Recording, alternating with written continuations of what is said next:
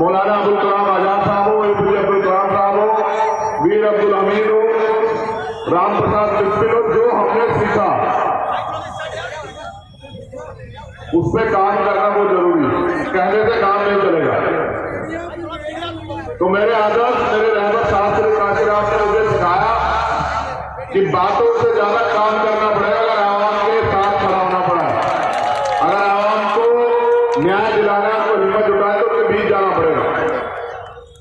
अब मैं बहुत दिन बाद हिंदी भाषी प्रदेश में आया, कभी हैदराबाद, कभी केरल, कभी कर्नाटक, और उसकी वहां की भाषा भी लैंग्वेज बैरियर की वजह से समझ नहीं आती, लेकिन वहां भी बहुत प्यार मिल रहा था। तो आज फिर उस प्यार को कायम करने के लिए भोपाल के साथियों का दिल की गहरा शुक्रिया, बहुत बहुत।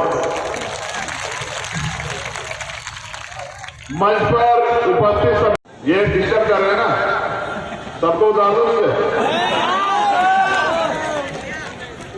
ये जो लोग यहाँ बैठे हैं, ये समझे ये है मालिक, ये जो सामने बैठे हैं ये मालिक है, आप इनके जिम्मेदार हैं, मालिक नहीं है ऑफिस।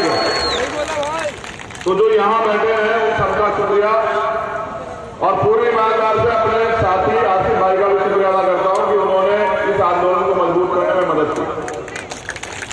और वो इसलिए भी क्योंकि मुझे, मैं चाहता हूँ जो लोग ईमानदार से संविधान के कौन की वफादारी करते हैं उनका शुक्रिया अदा करना जिम्मेदारी रखते चंद्रशेखर आजाद की। देखिए, मैं कॉन्स्टिट्यूशन का प्रिंसिपल पढ़ूंगा, भारत के संविधान की प्रस्तावना, और मैं चाहता हूं तमाम लोग अपनी जगहों से खड़े हो जाएं और मेरे साथ संविधान की प्रस्तावना को पढ़ें।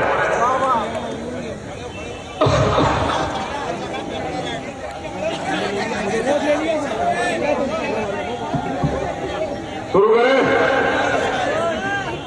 हम भारत के लोग भारत को एक संपूर्ण प्रभुत्व संपन्न समाजवादी पंथनिरपेक्ष लोकतंत्रात्मक गणराज्य बनाने के लिए तथा उसके समस्त नागरिकों को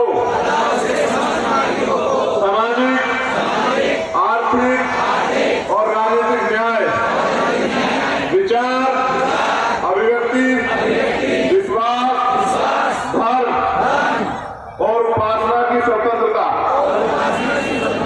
प्रतिष्ठा और अवसर की समता प्राप्त कराने के लिए तथा उन सब में व्यक्ति की गरिमा, राष्ट्र की एकता और अखंडता सुनिश्चित करने वाली बंधुता को बढ़ाने के लिए दृढ़ संकल्प होकर भोपाल की धरती पर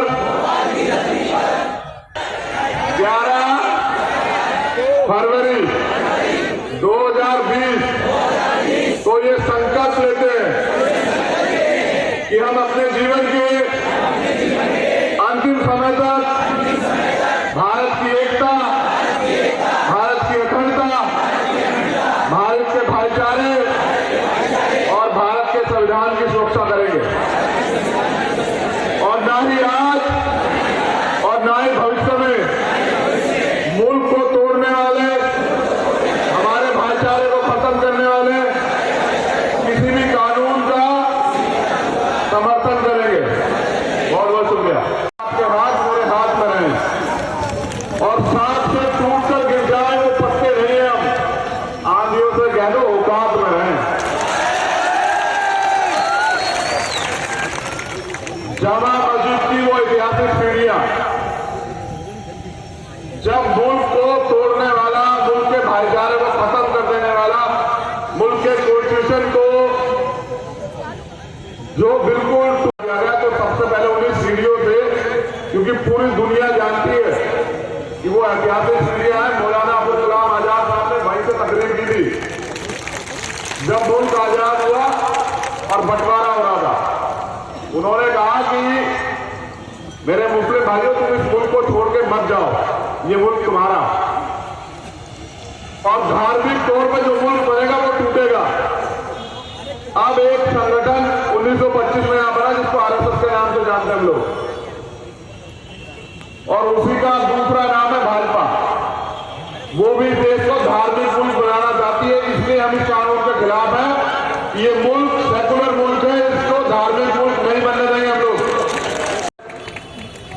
और हो सकता है आपकी दुआएं कबूल हो जाए। यहां मुझसे पूछा गया कि भोपाल में सत्याग्रह चल रहा है, आप उसका समर्थन करेंगे या नहीं करेंगे? तो मैंने कहा ये मुल्क को बचाने की लड़ाई है। मैं हर उस व्यक्ति के साथ खड़ा हूं जो अपने मुल्क के साथ खड़ा, और जो लोग सत्याग्रह कर रहे हैं उनका भी दिल्ली गहरा स्वागत करता हूं। और मैं वहां जाऊंगा भी सारी दीवारें तोड़ के, ये बताने के लिए कि उनका भाई उनके साथ है। अब एक जो दिल में बात है वो सवाल खड़ा हो गया, सब लोगों ने कहा कि आप इससे बात रख लें। यहां प्रशासन के लोग भी होंगे और सरकार के नुमाइंदे भी। मैं ये मैसेज मीडिया के साथियों से उनके द्वारा सरकार को देना चाहता हूं। हमारे लोगों ने बहुत भरोसा किया आप लोगों पे कि जो बीजेपी ने उनको मारा तो कि आप लोग उनको न्याय दोगे। ये मक्कारी अब चलेगी नहीं। अगर आप भी धोखा करोगे तो आपका इलाज कर देंगे हम लोग, ये बात अच्छे से जानते हैं। आप लोग 2 अप्रैल के मुकदमे अब तक वापस के लिए वोट पे वोट मांग रहे हैं लगातार।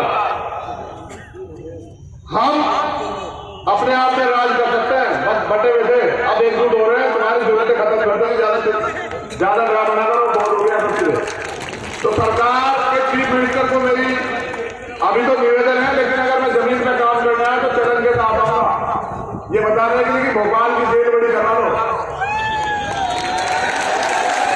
अपने लोगों की भलाई के लिए, उनके अधिकारों के लिए। ना जेल से डरते, ना मुकदमे से, ना फांसी से, और ना ही सरकार की गोली और गोली से। सरकार याद रखे, जब कोई क्रांतिकारी अपने मुल्क को बचाने के लिए, अपनी कौम को, अपने लोगों को बचाने के लिए निकलता है तो सफल मान के निकलता है। ये बात सरकार याद रखते हैं, जहन में रखे इस बात को। अभी यही सरकार जो बहुत विदेशी होने का दावा कर रही है, टीकमगढ़ में रविदास जयंती में पथराव हुआ, हमारे लोगों को मारा गया, उसमें कार्रवाई करे सरकार। 2 अप्रैल के जो मुकदमे उनको वापस है जल्दी जल्दी, वरना अगर अब की बार हम आएंगे तो सरकार के लिए हराम कर देंगे। और प्रशासन के लोग, ये अम्बेडकरवादी जो बीमार में कार्यकर्ता है, इनसे दबाव बनाना बंद करें।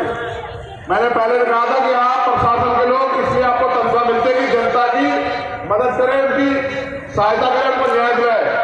सताने के लिए आपको नौकरी नहीं मिली है, आप जनता के नौकर हैं। याद रखें इस बात को, सब लोग काम छोड़ के सुन लें, क्योंकि जिस दिन सरकारें बदली और इनकी सरकार आए थी, यही काम करना पड़ेगा आप लोगों को।